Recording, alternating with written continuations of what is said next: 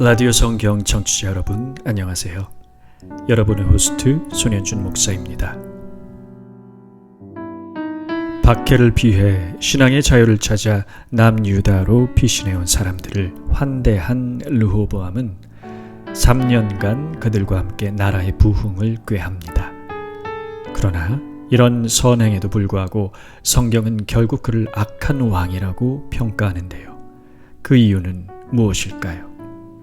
오늘 본문 말씀 역대하 12장 1절에서 8절까지입니다.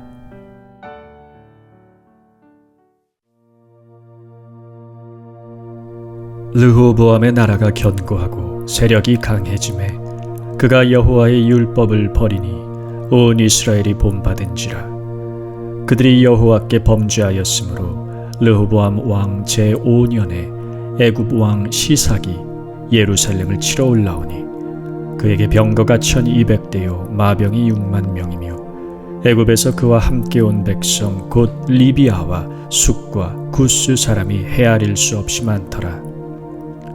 시삭이 유다의 견고한 성읍들을 빼앗고 예루살렘에 이르니 그때 유다 방백들이 시삭의 일로 예루살렘에 모였는지라.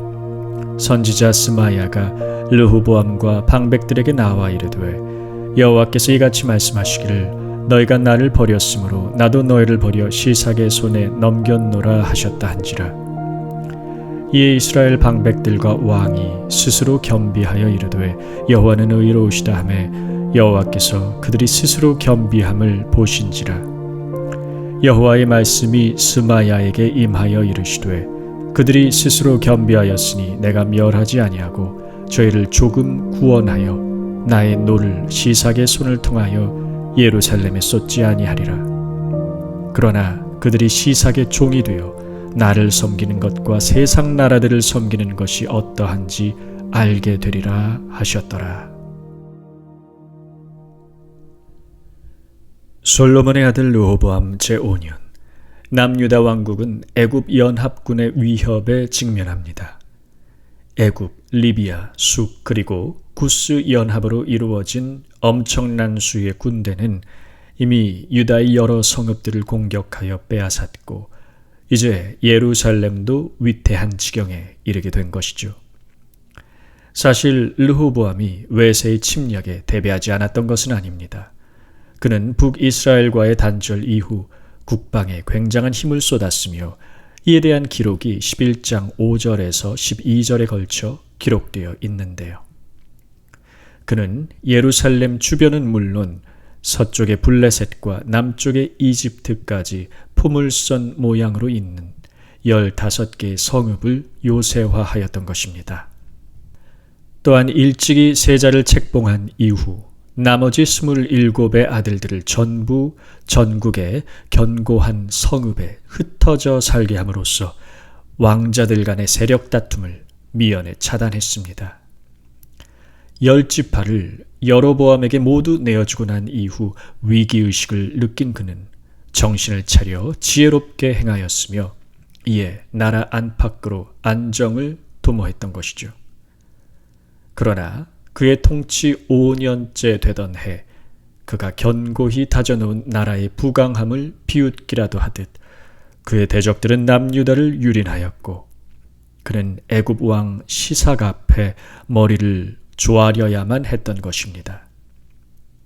왜 그의 모든 노력에도 불구하고 이런 비극이 초래되었던 것일까요? 선지자 스마야의 입을 통해 하신 하나님의 말씀을 다시 한번 들어보시죠. 본문 5절 말씀입니다.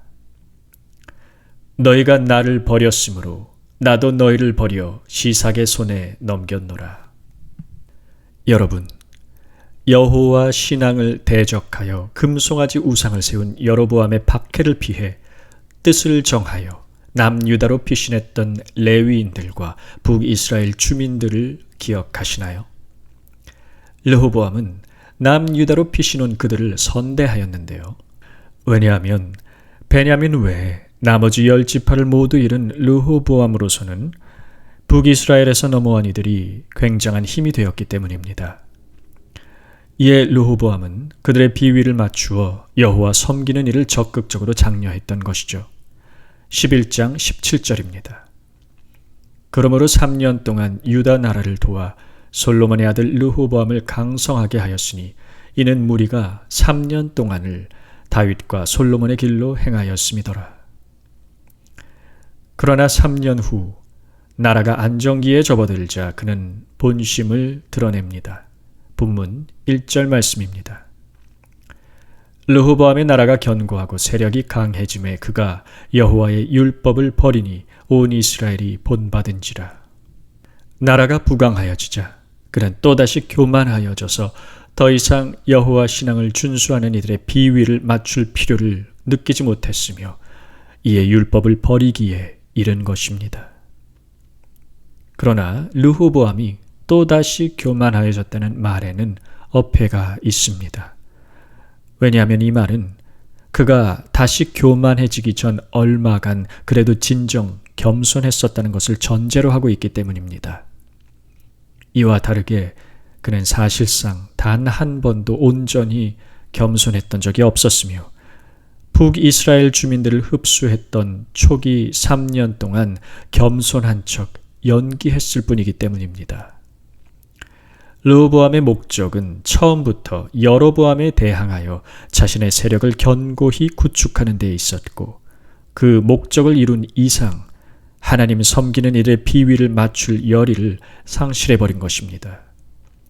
한낱 정치적 목적으로 여호와 신앙을 이용했던 그의 이런 행동은 마치 현대의 정치인들이 선거철만 되면 여러 대형 교회를 순회하며 얼굴 도장을 찍고 나서 당선된 이후에는 언제 그랬냐는 듯 행동하는 위선적 행태와 전혀 다를 바가 없었던 것입니다.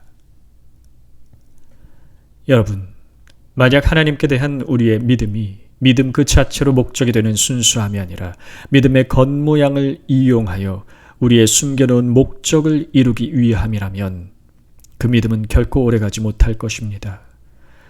마치 르호보암이 3년의 시간 이후 본색을 드러내어 하나님의 말씀을 버렸듯이 어떤 목적을 이루기 위한 수단으로 하나님을 이용하는 이들은 자신의 목적이 달성되면 하나님께 더욱 감사하는 것이 아니라 오히려 하나님을 떠나버리는 것입니다. 전쟁 중 많은 기독교 국가의 교인 수가 증가하였다가 전쟁 후 썰물처럼 빠져나가는 현상도 바로 이와 같은 맥락일 것입니다. 그들에게 하나님은 단지 내 육신의 안위와 건강, 가족들의 안녕과 국가의 안전 혹은 심적 위로를 위한 수단일 뿐 목적이 아니었기 때문입니다. 하나님을 목적이 아닌 수단으로 이용하는 현상은 이처럼 명백히 거짓된 경우뿐만 아니라 신실한 신자들의 삶에서도 아주 교묘하게 나타날 수가 있습니다. 가령 우리 삶의 목적이 거룩함에 있다고 가정해 봅시다. 거룩한 삶을 살기 위해 우리는 가진 노력을 기울일 수 있습니다. 많은 일에 절제하며 많은 시간을 들여 성경을 읽고 기도할 수 있습니다.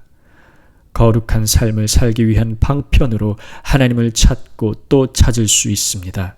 그러나 우리가 충분히 거룩하게 살고 있다는 자만심에 빠질 때 우리는 하나님을 찾는 일에 게을러지고 또다시 죄악에 빠질 수가 있습니다. 또 다른 예로 우리 삶의 목적이 항상 기쁘게 사는 데에 있다고 가정해 봅시다. 어떤 상황에서도 흔들리지 않는 마음으로 기뻐할 수 있기 위해서 우리는 기도 중에 하나님을 찾고 말씀 중에 하나님의 임재를 구할 수도 있습니다. 그러나 그 넘치는 기쁨이 임한 이후 이미 목적을 달성한 우리는 더 이상 하나님을 찾는 일에 이전처럼 열의를 느끼지 못한 채 퇴보할 가능성이 있습니다. 결국 가장 의롭고 선해 보이는 일 안에도 거짓이 존재할 수 있음을 우리는 알아야 하는 것입니다. 그렇다면 우리는 과연 어떻게 해야만 하는 것일까요? 바로 매일 하나님과 동행하는 삶 자체가 우리의 목적이 될 때 우리는 비로소 진정한 자유를 경험할 수가 있는 것입니다. 거룩함과 기쁨이 넘치는 삶은 오직 하나님과 동행하는 삶을 통해 자연스럽게 맺어지는 열매일 뿐 그 자체로 우리를 지탱하는 뿌리가 될 수는 없기 때문입니다. 불행 중 다행으로 그러나 나라가 멸망당할 위기의 순간에 르호보암은 스마야를 통해 선포하신 하나님의 말씀 앞에 스스로 겸비하여 엎드렸고 이에 예루살렘의 멸망만은 가까스로 막을 수 있었습니다. 비록 나라의 영광은 이전과 같이 회복되지 못했지만 말이죠. 7절과 8절 말씀입니다. 여호와께서 그들이 스스로 겸비함을 보신지라 여호와의 말씀이 스마야에게 임하여 이르시되 그들이 스스로 겸비하였으니 내가 멸하지 아니하고 저희를 조금 구원하여 나의 노를 시삭의 손을 통하여 예루살렘에 쏟지 아니하리라. 그러나 그들이 시삭의 종이 되어 나를 섬기는 것과 세상 나라들을 섬기는 것이 어떠한지 알게 되리라 하셨더라. 비록 예루살렘은 지켜냈지만 이때 몰락한 남유다 왕국의 영광은 르호보암이 죽는 날까지 회복되지 못했습니다. 왜 그랬을까요? 분명 그는 회개하지 않았습니까? 다윗도 범죄했지만 회개했을 때 비록 징계는 받았을지언정 그의 말년에는 그 영광을 온전히 회복해 주셨던 은혜의 하나님이 아니셨던가요? 아니요, 여러분. 다윗의 회개와 르호보암의 회개는 근본적으로 달랐습니다. 다윗은 진정으로 하나님을 사랑했던 사람이었고 자신의 죄를 깨달았을 때 다른 어떤 것보다 더 자신이 하나님의 마음을 아프게 해드렸다는 바로 그 사실에 괴로워하며 침상을 적시도록 울부짖었습니다. 시편 51편에서 그는 이렇게 고백하는 것이죠. 내가 주께만 범죄하여 주의 목전에 악을 행하였사오니. 밧세바와의 일로 범죄한 이후 자신의 죄를 회개하며 부르짖는 다윗의 이 고백은 결코 그가 밧세바나 자신이 죽인 충신 우리아에게는 죄를 범치 않았다는 뻔뻔스러움이 아니었습니다. 자신은 하나님의 용서만 받으면 그만이라는 식의 교만한 고백이 아니었습니다. 마치 가늠한 아내가 그 어떤 누구보다 더 자신의 남편에게 죄를 범한 것은 그 둘은 서로를 가장 아껴주고 믿어줘야만 했을 둘로 나눌 수 없는 존재이기 때문이듯 다윗에게는 하나님이 바로 그런 존재였기 때문입니다. 그리고 바로 그 하나님께 누구보다 자신을 사랑하시고 믿어주시는 하나님의 마음에 지울 수 없는 상처를 남긴 자신의 죄악을 깨달았기에 다윗은 눈물의 참회를 드릴 수 있었던 것입니다. 그러나 르호보암의 회개에는 눈물이 없었습니다. 스스로 겸비하여 여호와는 의로우시다 인정했을 뿐 누군가와의 긴밀한 관계에서만 파생될 수 있는 감정적 아픔이 느껴지지 않습니다. 왜 그렇습니까? 그에게 하나님은 단지 보이지 않는 이스라엘의 신이었을 뿐 사랑의 대상은 아니었기 때문입니다. 이 문제에 대한 여러분의 이해를 돕기 위해 막장 드라마 같은 예를 한번 들어보도록 하겠습니다. 여기 가진 것 하나 변변치 않은 한 남자가 있습니다. 그는 타고난 환경도 변변치 않았을 뿐 아니라 그 환경을 극복해낼 만큼의 성실함과 의지력도 없는 사람입니다. 그에게 있는 것이라곤 때에 맞게 잘 돌아가는 잔머리와 능수능란한 말재주 그리고 적당히 반반한 인물입니다. 그러던 어느 날 아주 우연한 기회에 천의 조건을 갖춘 여인을 만나게 된 그는 3년 동안 공들여 구애를 합니다. 결혼만 해주면 가정을 위해 헌신하며 살겠다고 약속을 합니다. 자신의 빈약한 의지력을 감추고 눈속임하기 위해 그는 억지로 아르바이트를 해가며 성실한 척 연기를 합니다. 여인은 사실 남자가 자신을 사랑하는 것이 아니라 자신의 조건을 사랑한다는 것을 알고 있지만 그럼에도 불구하고 그를 불쌍히 여기기 시작하고 결국 모성애에 못 이겨 남자와 결혼을 약속합니다. 결국 여인은 집안의 반대에도 불구하고 남자와 결혼을 하고 별 신빙성 없는 남자의 말에 희망을 걸어보기로 합니다. 그러나 아니나 다를까 남자는 결혼 이후 돌변합니다. 꾸역꾸역 다니던 회사는 그만두고 본격적으로 아내가 벌어오는 돈으로 놀기 시작합니다. 급기야 밖으로 돌며 아내를 외롭게 하다가 불륜 현장을 들키기까지 합니다. 여러분, 만약 여러분의 딸이 혹은 여러분 자신이 이런 취급을 받고 있다면 여러분은 어떻게 하시겠습니까? 과연 용서가 가능할까요? 결국 모든 사실을 알게 된 여인의 부모는 딸에게 이혼을 권유하고 모든 증거를 수집하여 법적 대응을 준비합니다. 돈 한 푼 못 받고 알몸으로 쫓겨날 신세에 내몰린 남자는 그제야 여인과 장인 장모 앞에 무릎을 꿇고 빌며 한 번만 봐달라고 사정을 합니다. 지역 내 유력자인 장인의 눈밖에 났을 경우 당할 후환을 감당해낼 재간이 남자에게는 없었던 것이죠. 결국 남자를 불쌍히 여긴 마음 착한 여인은 남자를 용서하기로 합니다. 그 이후 남자는 착실한 모습을 유지하기 위해 나름대로 애를 씁니다. 그러나 여인은 알고 있습니다. 이 남자가 결코 단 한 번도 진심으로 자신을 사랑한 적은 없으며 단지 형식적으로 자신을 사랑하는 척 연기하고 있음을 말이죠. 여러분, 이 이야기에서의 진정한 비극은 바로 이 남자를 용서하기로 작정한 여인의 운명입니다. 남자의 마음이 결코 진심이 아님을 알면서도 그 모든 것을 알고 시작한 사랑이었고 결혼이었기에 여인은 남은 평생 불행을 삼키며 살아야 했을 것이기 때문입니다. 조건으로만 보자면 결코 을이 될 하등의 이유가 없음에도 불구하고 그녀는 스스로 을의 역할을 자초하며 괴로움 속으로 자신을 밀어넣었기 때문입니다.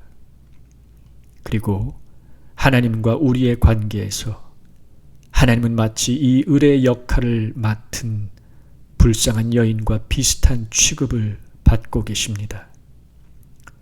끝까지 기다리시고 오래 참으시며 그러는 중간중간 도무지 변할 기미가 보이지 않는 우리의 모습에 때때로 분노하시며 하나님은 우리로 인하여 지금도 여전히 괴로워하고 계신 것입니다. 목숨을 걸고 사랑한 대가로 그분이 우리에게서 받으신 것이 과연 무엇이던가요? 비참할 정도의 무관심과 원망의 쓴소리뿐이지 않았던가요? 그 배신감에 오늘도 아파하시며 피가 멎지 않는 상처를 스스로 쌓아놓으시며 도대체 하나님은 왜 끝끝내 우리를 용서하시겠다고 고집을 부리시는 걸까요? 왜 그 피 묻은 손을 들어 여전히 우리의 마음 문을 두드리시는 걸까요? 그것은 바로 그럼에도 불구하고 하나님이 우리를 사랑하고 계시기 때문입니다. 르호보암과 그의 방백들이 스스로 겸비함을 보신 하나님께서는 그들을 용서하신 후 이렇게 말씀하십니다. 그러나 그들이 시삭의 종이 되어 나를 섬기는 것과 세상 나라들을 섬기는 것이 어떠한지 알게 되리라 하셨더라. 여러분, 우리를 징계하시지만 우리를 사랑하시는 하나님을 사랑하시겠습니까? 아니면 우리를 사랑하는 듯 회유하나 결국에는 우리의 모든 것을 앗아가 버리는 세상의 왕을 사랑하시겠습니까? 결국 하나님이 르호보암의 회개에도 불구하고 그분의 징계를 온전히 다 거두지 않으신 것은 그의 마음을 원하셨기 때문입니다.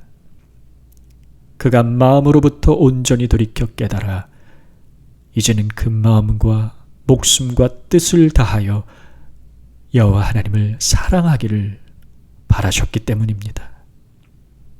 그러나 처음부터 하나님을 사랑하지 않았던 르호보암은 비록 두려운 마음에 스스로를 낮추었을지언정 결코 하나님을 사랑하는 데에는 이르지 못했으며 결국 악한 왕으로 기록되었던 것입니다.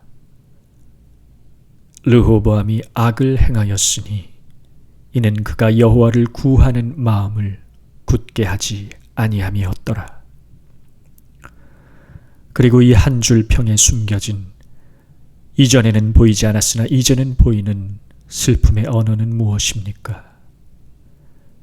르호보암은 끝끝내 하나님을 사랑하지 않았다입니다.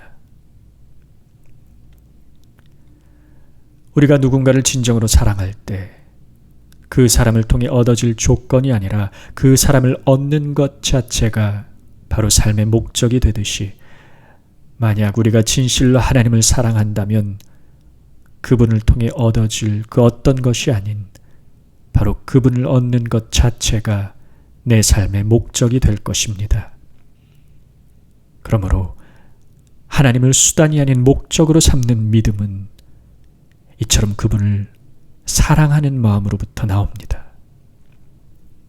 그렇다면 우리는 과연 하나님을 사랑하고 있습니까? 하나님을 수단이 아닌 목적으로 섬기고 있나요?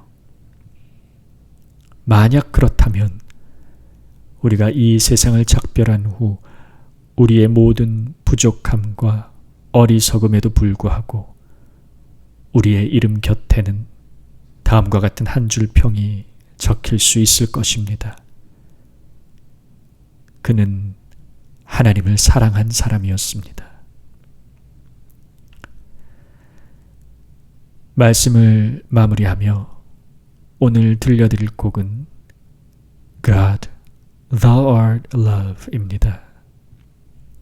하나님, 당신은 사랑이십니다.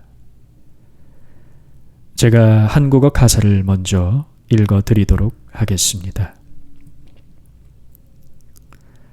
하나님, 당신은 사랑이십니다. 그 사랑 위에 나의 믿음을 세웁니다. 나의 길을 지키셨고 어둠 속에 나를 위해 빛을 만드셨고 슬픔을 감하시어 엄숙한 기쁨을 알게 하신 당신을 저는 알고 있습니다. 당신의 사랑을 의심하는 것이 제겐 오히려 너무나 이상한 일일 것입니다.